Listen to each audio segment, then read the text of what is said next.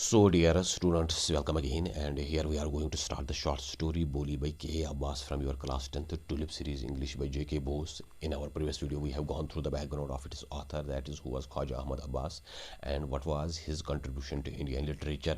तो राइटर का बैकग्राउंड हम देख चुके हैं. अभी हम लेसन को स्टार्ट करेंगे, लेकिन यहाँ पे लेसन के बारे में जो एक इंट्रोडक्शन दी गई है, पहले इसको देखेंगे. बोली is a very sensitive story with a dramatic and by के अब्बास. बोली जो शॉर्ट स्टोरी है ये बड़ी ही सेंसिटिव है, बड़ी ही हसास है, सीरियस टाइप की स्टोरी है, इसमें कोई हंसी मजाक नहीं है. विद अ ड्रामेटिक एंड, और इसका जो एंड है वो बड़ा ड्रामाई है, बड़ा ही सरप्राइजिंग है, बड़ा ही अनएक्सपेक्टेड है. बाई के अब्बास, ये ख्वाजा अहमद अब्बास ने लिखी है.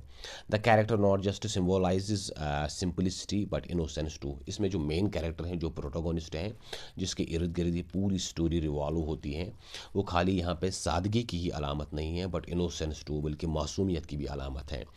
इन द एंड, आखिर में, शी सिम्बोलाइज करेज, वो हिम्मत की अलामत बन जाती है. वो बड़ी ही हिम्मत दिखाती हैं, बड़ी ही हौसला दिखाती हैं. फ्रॉम हर वेरी चाइल्डहुड बोली वॉज नेगलेक्टेड एट होम. बचपन से ही ये जो बोली है इसको घर पे नज़रअंदाज किया जाता है, नेगलेक्ट किया जाता है, इसकी कोई परवाह नहीं करता. Her parents are much worried about her marriage because she has pock marks all over her face. इसके जो पेरेंट्स हैं उनको यही फ़िक्र लाहक रहती हैं कि इसकी शादी कैसे होगी, क्योंकि इसके चेहरे पे जो ये पॉक मार्क्स के निशान हैं, जो ये चीचक होता है या जो स्मॉल पॉक्स होता है, इससे फिर जिसको ये बीमारी लग जाती है उसके चेहरे पे कुछ वो निशान पड़ जाते हैं. तो इस बोली के चेहरे पे भी बिल्कुल ऐसे ही निशान है. दैट मीन्स शक्ल से भी बिल्कुल अच्छी नहीं है, शक्ल से भी खूबसूरत नहीं है. They think nobody will marry her, उनको लगता है कि इसके साथ कोई शादी नहीं करेगा. Her parents are much her parents send her to school because they feel there is little chance of getting her married. तो इसके जो पेरेंट्स हैं वो इसको स्कूल भेजते हैं और उनको लगता है कि शायद ही इस लड़की का कोई चांस है शादी होने का या इसके साथ कोई शादी करे. What role does the teacher play in her life. अब हमें लेसन में देखना है कि इस बोली की ज़िंदगी में जो टीचर आ जाती हैं, जो उस्ताद आ जाती हैं, तो उसका क्या रोल फिर रहता है इसकी ज़िंदगी में, इसको चेंज करने में, इसको ट्रांसफार्म करने में. Does she come up to the expectations of the teacher, क्या वो अपनी टीचर की उम्मीदों पे पूरा उतरेगी. Find out in the story, और यही चीज़ हमें अब स्टोरी में देखनी है. तो यहाँ पर तक ये लेसन के बारे में एक इंट्रोडक्शन थी, और जो टेक्स्ट है वो इस तरीके से है. Her name was Sulekha. असल में इस बोली का नाम सुलेखा था, but since her childhood everyone had been calling her Boli. लेकिन बचपन से ही हर कोई इसको बोली कहकर पुकारता था. द सिंपलटन, इसका मतलब है जो सादा लो हो, जो बिल्कुल सादा किस्म का या सादा मिजाज का इंसान हो, जिसको अच्छे बुरे की ज़्यादा कुछ पहचान ना हो. She was the fourth daughter of नंबरदार रामलाल, और जो नंबरदार था रामलाल, उसकी ये जो चौथी बेटी थी. When she was 10 months old, जब वो 10 महीने की थी, she had fallen off the cot, वो चारपाई से गिर पड़ी. On her head and perhaps it has damaged some part of her brain, वो सर के बाल गिरी, और शायद इस वजह से इसका जो ब्रेन है, जो दिमाग है, इसका कुछ हिस्सा डैमेज हो गया. That was why she remained a backward child and came to be known as Boli the simpleton, और इसी वजह से वो एक बैकवर्ड चाइल्ड ही रह गई. दैट मीन्स उसकी जो मेंटल जो नोरिशमेंट है, जो दिमाग वक्त के साथ साथ इंसान का एडवांस हो जाता है या बढ़ जाता है, इसमें वैसी ग्रोथ नहीं हुई. And came to be known as Boli the simpleton, और इस वजह से इसको हर कोई बोली कहकर ही पुकारता था, सिंपलटन कहकर ही पुकारता था, क्योंकि इसकी जो मेंटल एज थी वो इसकी क्रोनोलॉजिकल एज से कम रह गई. At birth the child was very fair and pretty. जब ये बच्ची पैदा हुई तो इस वक्त ये बड़ी ही खूबसूरत और बड़ी ही प्रिटी थी.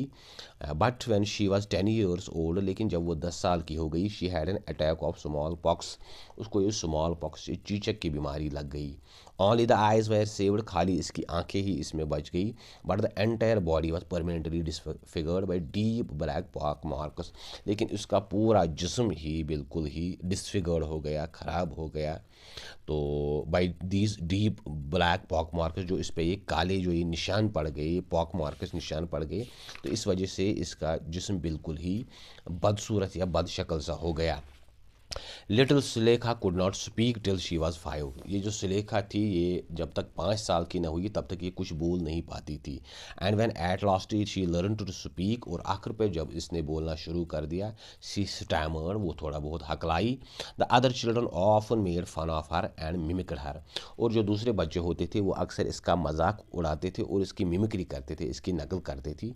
एज अ रिजल्ट इसका जो नतीजा हुआ, शी टॉक्ड वेरी लिटिल, इस वजह से वो बहुत ही कम बातें करती थी। रामलाल हैड 7 चिल्ड्रन, जो ये रामलाल था इसके 5 बच्चे थे। 3 सन्स एंड 4 डॉटर्स, इनमें 3 लड़के थे और 4 लड़कियां थी। And the youngest of them was बोली, और इनमें जो सबसे छोटी थी वो यही बोली थी। It was a prosperous farmers household and there was plenty to eat and drink. ये एक अच्छा खासा खाते पीता एक घराना था, एक फार्मर्स किसान का हाउस होल्ड घराना था। And there was plenty to eat and drink, और इस घर में खाने और पीने के लिए बहुत कुछ था। दैट मीन्स एक खुशहाल घराना था। ऑल द चिल्ड्रन एक्सेप्ट बोली वायर हेल्दी एंड स्ट्रांग। इस घर में जो दूसरे बच्चे थे बोली के अलावा वो बड़े ही मजबूत और बड़े ही हेल्दी थे, सेहतमंद थे। The sons had been sent to the city to study in schools. जो इस घर में लड़के थे उन्हें शहर भेज दिया गया ताकि वो वहाँ पे पढ़ाई करें। एंड लेटर इन कॉलेजेस, और फिर उन्हें कॉलेज में भी भेज दिया गया। ऑफ द डॉटर्स, जो लड़कियाँ थी, राधा द एल्डेस्ट, इनमें जो सबसे बड़ी थी Radha, had already been married, उसकी ऑलरेडी शादी हो चुकी थी। The second daughter Mangala's marriage has also been settled. जो दूसरी लड़की थी मंगला, उसकी भी जो शादी थी वो भी सेटल हुई थी। दैट मीन्स उसका रिश्ता भी अभी हो गया था। And when that was done, जब उसकी शादी हो गई, Ramlal would think of the third Champa, और तब रामलाल जो तीसरी बेटी चंपा के बारे में सोच रहा था कि इसकी शादी भी होनी चाहिए। दे वर गुड लुकिंग, वो चूँकि गुड लुकिंग थी, अच्छी खासी खूबसूरत लड़कियां थी। हेल्दी गर्ल्स, सेहतमंद थी। And it was not difficult to find bridegrooms for them, और उनके लिए जो दुल्हा ढूंढना या उनके लिए शौहर ढूंढना कोई ज़्यादा मुश्किल काम नहीं था। But Ramlal was worried about बोली, लेकिन रामलाल को जो फिक्र थी वो बोली के बारे में थी। She had neither good looks nor intelligence, क्योंकि उसके पास दोनों चीज़ें नहीं थी। एक तो वो शक्ल से भी ज़्यादा अच्छी नहीं थी और ज़्यादा अक्ल भी उसके पास नहीं थी। Bholi was 7 years old when Mangala was married. Bholi उस वक्त 7 साल की थी जब मंगला की शादी हुई थी। The same year a primary school for girls was opened in their village, और उसी साल उनके गांव में एक प्राइमरी स्कूल खोला गया। The tehsildar sahib came to perform its opening ceremony, और जो तहसीलदार साहब है वो इसकी जो ओपनिंग सेरेमनी होती है, जो इसका इफ्तिताह होता है, इनाग्रेशन होता है, वो करने के लिए आ गया। ही सेड टू रामलाल, उसने रामलाल से कहा, एज ए रेवेन्यू ऑफिशियल, चूँकि तुम एक सरकारी यहाँ पे एक ऑफिशियल हो, नुमाइंदे हो, you are representative of the government in the village, आप गवर्नमेंट की तरफ से एक रिप्रेजेंटेटिव के तौर पे इस गाँव में हो। And so you must set an example to the villagers, इसलिए आपको दूसरे गाँव वालों के लिए भी एक एग्जाम्पल, एक मिसाल के तौर पे जो होना पड़ेगा। You must send your daughters to school, तो क्योंकि आप जब अपनी बच्चियों को, अपनी बेटियों को स्कूल भेजोगे तो दूसरे गाँव वालों को भी इससे एक जो एक इंस्पिरेशन मिलेगी। दैट मीन्स तो पहले आपको ही अपनी बच्चियों को स्कूल भेजना पड़ेगा। That night when Ramlal consulted his wife she cried, और उसी रात जब रामलाल अपनी जो बीवी से बात कर रहा था इस बारे में, शी क्राइड, उसने कहा, आर यू क्रेजी, आप पागल हो चुके हो, if girls go to school who will marry them, अगर लड़कियां स्कूल जाएंगी तो फिर उनके साथ शादी कौन करेगा। असल में ये जो लेसन है ये इस उस वक्त के बारे में लिखा गया है जब ये एक टैबू समझा जाता था लड़कियों को स्कूल भेजना। कोई अच्छी बात ये नहीं समझी जाती थी कि आप अपनी बच्चियों को, लड़कियों को स्कूल भेजोगे। That means just after the independence और बिफोर इंडिपेंडेंस, उसी टाइम की बात है ये। But Ramlal had not the courage to disobey the tehsildar, लेकिन रामलाल में इतनी हिम्मत नहीं थी कि वो तहसीलदार के ऑर्डर को डिसोबे करे। At last his wife said, आखिरकार उसकी जो पत्नी ने कहा, I will tell you what to do, उसने कहा कि मैं आपको बताऊंगी कि आपको क्या करना है। सेंड बोली टू स्कूल, आप बोली को स्कूल भेजो। As it is there is little chance of her getting married, क्योंकि उसका कुछ ज़्यादा चांस नहीं है कि उसकी शादी हो जाए।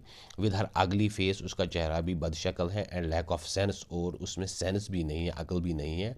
Let the teachers at school worry about her, हम इसको स्कूल भेजेंगे और फिर स्कूल में टीचर्स को ही उसका केयर करना पड़ेगा, उसकी देखभाल करनी पड़ेगी। दैट मीन्स वो इससे अपनी जान छुड़ाना चाहते थे।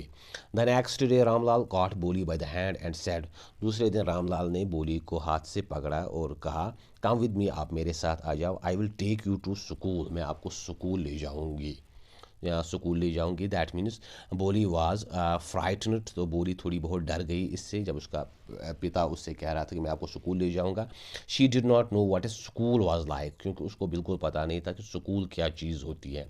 She remember how a few days ago their old cow Lakshmi had been turned out of the house and sold, क्योंकि जो चीज़ उसे याद थी कि कुछ दिन पहले उसके घर की जो गाय थी उनकी लक्ष्मी, उसको भी घर से ऐसे ही निकाल दिया गया एंड सोल्ड, उसको बेच दिया गया। तो इस बच्ची को लग रहा था कि शायद मुझे भी ये बेच देंगे। No no no no, she shouted in terror and pulled her hand away from her father's grip, उसने कहा नो नो नो, उसने खौफ में वो चिल्लाई and pulled her hand away from her father's grip, और अपना जो हाथ है वो अपने बाप की इस ग्रिप से, पकड़ से वो आज़ाद करना चाह रही थी। What is the matter with you you fool, shouted Ramlal, Ramlal ने कहा आपके साथ क्या मसला है यू फूल, बेवकूफ़ लड़की, I am only taking you to school, मैं खाली आपको स्कूल ले जाऊंगा, और else what will the teachers and the other girls think of us when they see her, उसने कहा कि दूसरे बच्चे और जो टीचर्स हैं वो क्या सोचेंगे अगर आपको वो ऐसे देखेंगे।